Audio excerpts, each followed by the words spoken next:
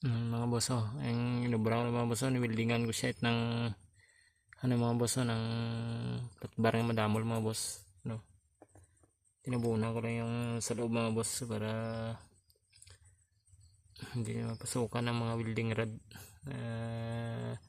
nagbabaga, baka masuyop ng mga boss ng barbula.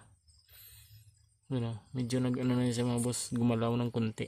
Spray natin ng WD-40 para madali siya makuha. Grabe talaga yung trabaho sa mga boss pa grader na ganito ng sitwasyon niya.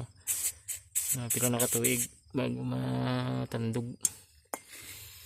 Yung iba sa mga boss ay ginabaklas ng bilog ng makina, yung cylinder head para makuha yung ibiya natin sa mga putol na bolt na barinahon na ito nag-retrieve liwat.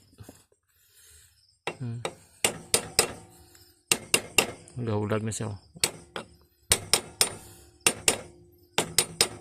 Alas 10 gabi na, labang.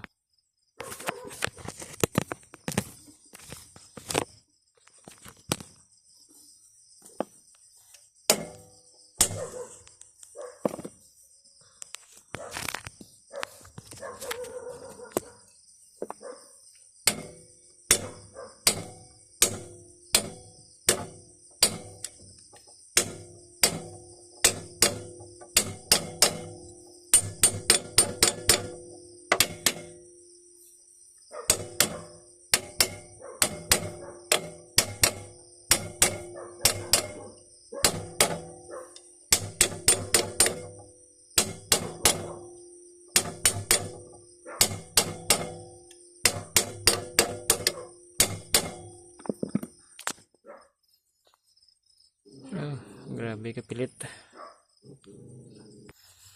Ano boss, nakuha gimana siya. Pero ito yung kalawang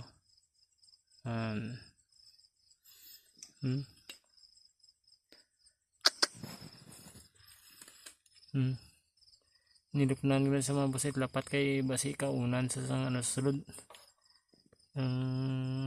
welding rod na pudpud. Delikado na mabuka dahil makina ulit